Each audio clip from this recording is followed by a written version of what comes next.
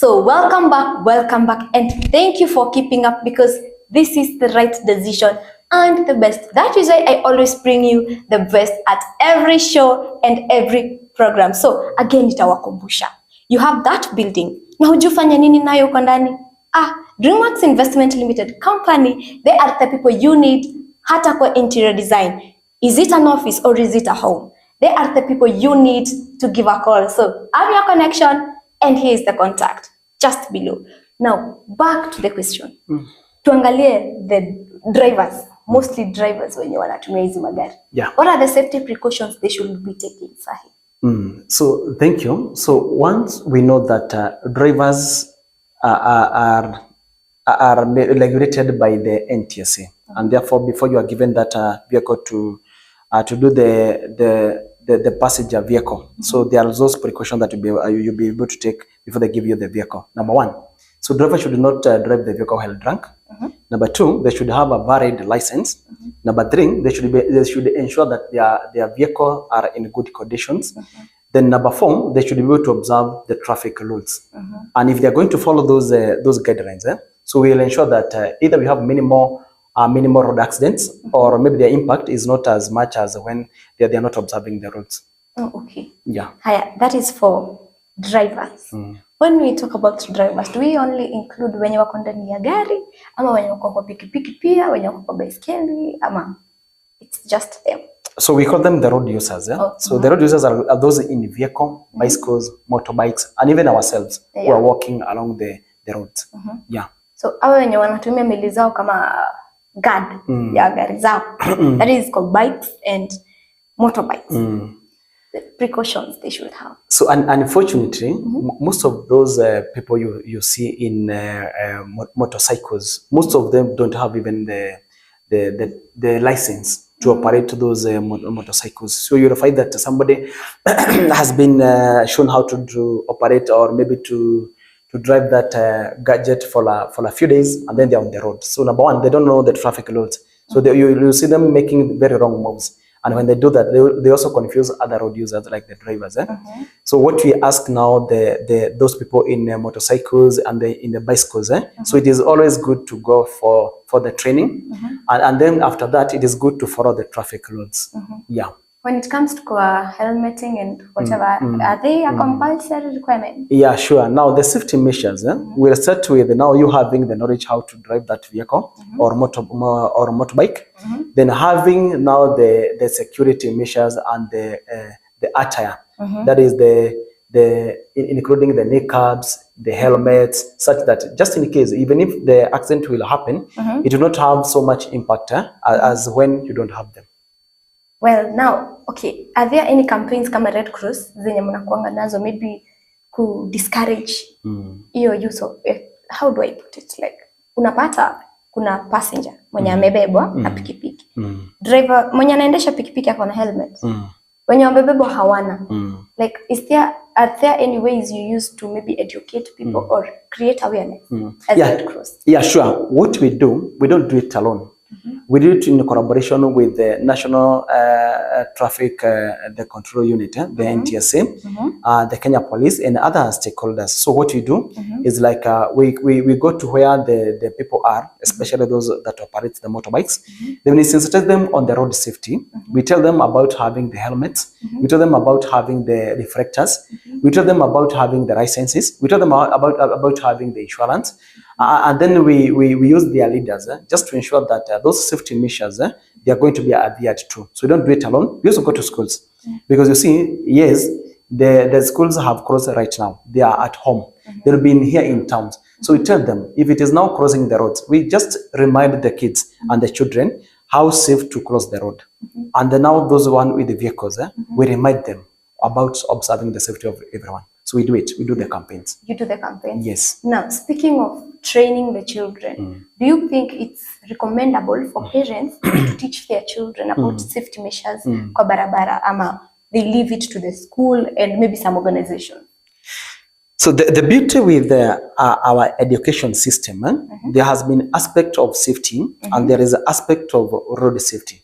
Okay. But even for us, as we go to sensitize now the community, the children, and other people. So it does not mean that they have never heard of it, but we do it to remind people that please remember we are in a festive season.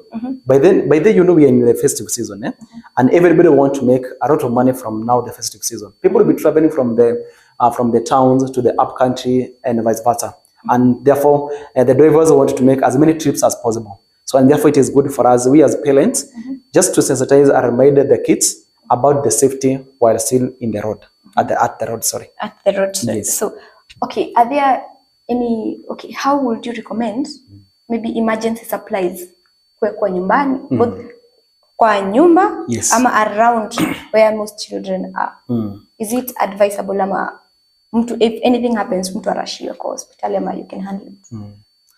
Like we had a discussion earlier, you know, for us as human beings and mostly as Africans, so our concern is having a packet of hunger. And you will hear a person tell you, so why should I have the first aid kit? And maybe for the last 10 years, I have not had any incident or accident which might require the intervention of the supplies which are in the first aid kit. But we want to tell people that we do not ask you to have those items so that you can, because you're going to encounter maybe an incident which requires the use of the same. But it is good for you to have those items at home, in the places of work, and schools, even in those bus terminals or matatu terminals. It is good for us to have those items. So the reason for training first aid and having equipped is, number one, to be able to save life. Number two, to ensure that there is no deterioration of the condition of these people that are going to be injured. And number three, it can save a life before maybe you reach to another place, that is the hospital. Oh, okay. Yes. Now, tuko kwa, wacha nirudi kwa watu wa kutravel sana sana. There are those who travel long distances. Yeah. Sana sana, especially during this season. Unapata mtu anatoka maybe from Nairobi to Mombasa. Nini through buses. Yes. Are there any specific precautions they should take, ama safety measures? So what we say, so if the owner of the vehicle and the operator of the vehicle has taken good care of the vehicle, that is, it is not a risk to those people in those vehicles, then we say that the biggest responsibility goes to those people, the owners of the vehicles. That is even the driver. So for the driver, you cannot be able to operate a vehicle 24 hours without sleeping. It means at one point you are going to sleep on the wheel, which is very dangerous for those users. Now, and then the other one. So if you are traveling with the children, don't just let the children maybe travel on their own or maybe walk on their own. It is always good to hold the children, their hearts, such that maybe you are not going to have the children wanders elsewhere, and maybe get to an accident. Yeah.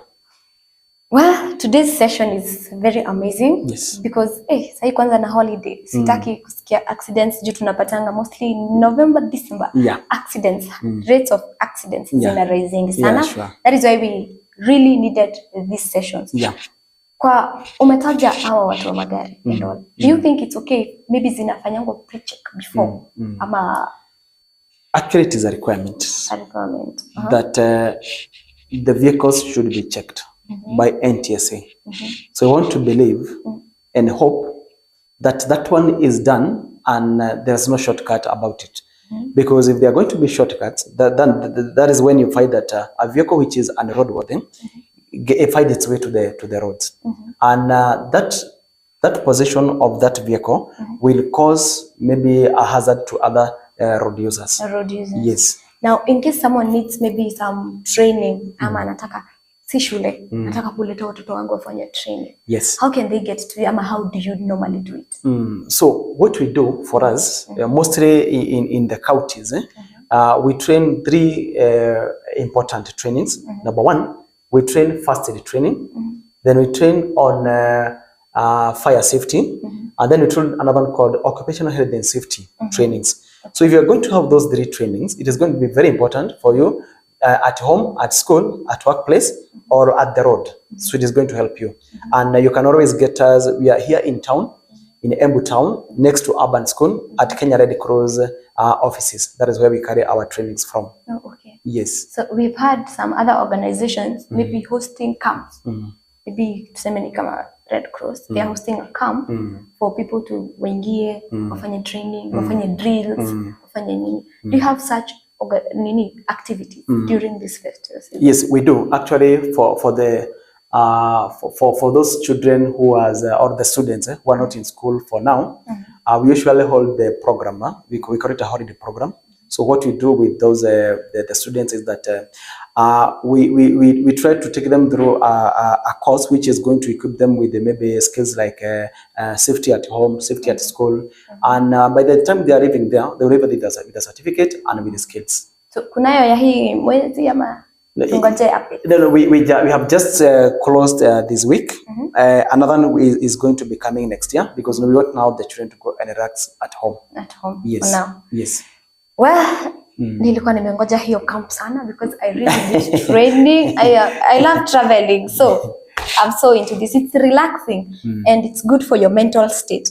But hata ukiangalia your mental state, ensure you're safe first. So thank you for keeping up again. This is the Health Hub Show. I'm your host, Nyambura Kamau, na nitawakumbusha tena. I will never ever tire to remind you. Invest in the right places. Yani, bring your investment, bring your money at DreamWorks Investment Company Limited, and they give you the very best from the beginning to the end. Yani, from the planning, the designing, the managing of the buildings, and finally the interior design. So tafadhali, don't miss out on this. Get the contact below na tusonge mbele nayo. See you next time on our next show, Health Hub Show.